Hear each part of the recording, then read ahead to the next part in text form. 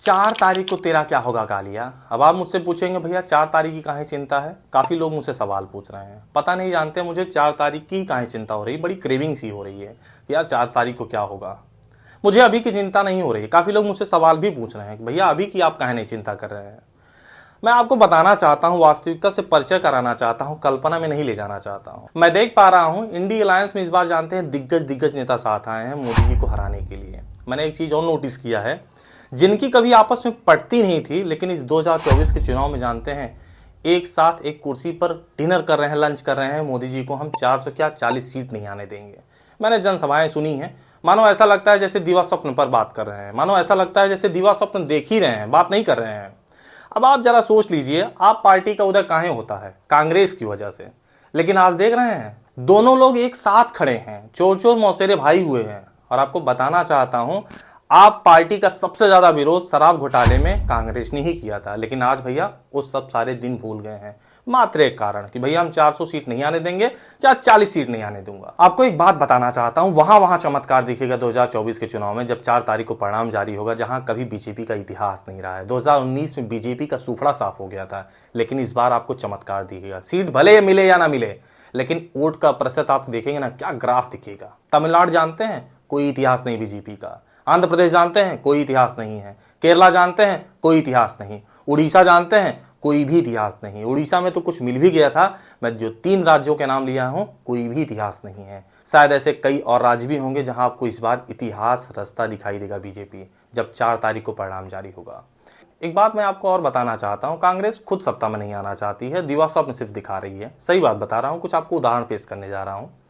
कांग्रेस जानते हैं बहुत बढ़िया इंपैक्ट प्लेयर यूज करती है। वैसे आईपीएल में यूज होता है, 2023 से नियम आया है, लेकिन जानते हैं कांग्रेस बहुत पहले यह नियम को यूज करती है। हाँ, कैसे आपको बताना चाहता हूं। 2019 का लोकसभा चुनाव था, उसके कुछ दिन पहले ही मणिशंकर अय्यर को जानते हैं इंपैक्ट प्लेयर के रूप में लाती है कि आप जाइए, बहुत बढ़िया बल्लेबाजी करते हैं। और मणिशंकर अय्यर जी आते हैं, मोदी जी को कहते हैं मोदी जी बहुत ही नीच आदमी हैं। इस परिवार के बारे में ऐसी गंदे बातें कहें, और वो भी जबकि अंबेडकर जी के याद में एक बहुत बड़ा इमारत यहाँ उसका उद्घाटन हो रहा है।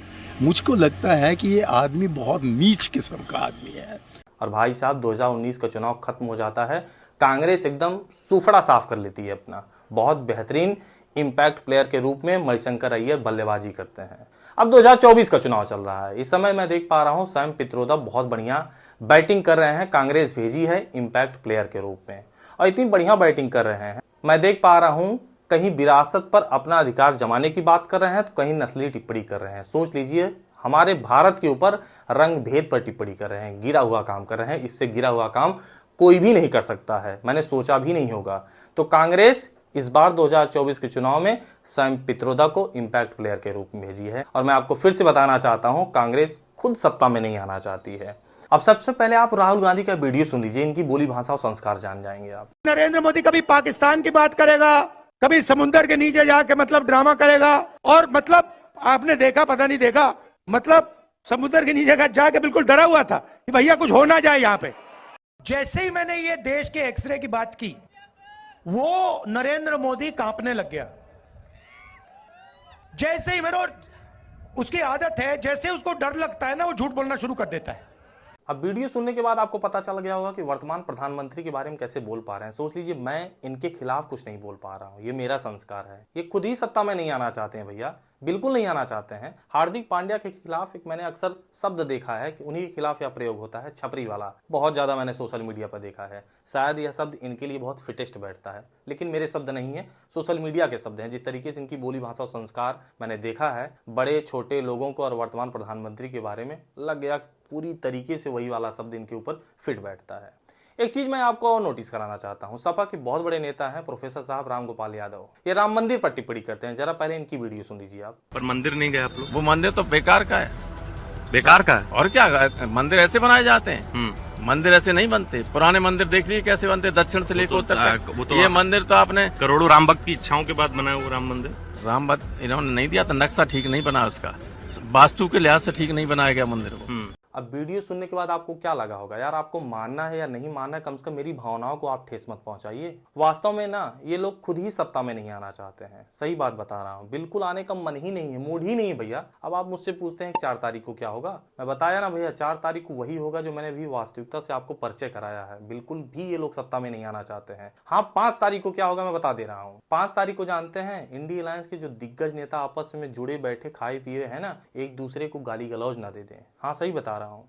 ईवीएम का दोषारोपण तो तय है, देंगे, अभी से मैं बता रहा हूँ। ईवीएम पर मैंने वीडियो बनाया है, आप जाकर देख लीजिए, डिस्क्रिप्शन बॉक्स में है। आपको बताना चाहता हूँ ईवीएम पर एकदम भैया दोषारोपण करेंगे, एक दूसरे के ऊपर दोषारोपण करेंगे। बस एक चीज बचाए रखें कि आपस में गाली गलौज न करें। हाथ अभी से मैं जोड़ रहा हूँ, आपको बताना चाहता हूँ अभी से भैया 5 तारीख को रुझान आपको दिख जाएगा, एक दूसरे के ऊपर छींटाकशी शुरू कर देंगे। लेकिन एक चीज मेरा और जेन्युइन सा सवाल है, 10 साल से कुछ बड़े बड़े यूट्यूबर हैं जो अक्सर मैं देख पा रहा हूं 10 साल से सरकार गिरा रहे हैं, अभी तक कुछ नहीं उखाड़ पाए हैं। 4 तारीख को क्या होगा इनके बारे में भैया, चाचा पुण्य प्रसून वाजपेयी के बारे में, चाचा रवीश कुमार के बारे में और भैया ध्रुव राठी के बारे में, इनका क्या होगा भैया? मैं भी जानना चाहता हूं कि 4 तारीख के बाद ये जो बोले हैं, जो पहले से कमिटमेंट किए हैं कि 4 तारीख को भैया सरकार गिर जाएगी, इनकी तय है, गारंटी है, गारंटीड प्लान लाए हैं और पिछले 10 साल से यूट्यूब पर जानते हैं मोदी सरकार को गिरा रहे हैं। दिवा स्वप्न पिछले 10 साल से दिखा रहे हैं। मैं आपको बताना चाहता हूं कि 4 तारीख के बाद शायद इन लोगों की दुकान बंद होने वाली है, इंडिया अलायंस के अलग अलग नेताओं की शायद दुकान बंद होने वाली है।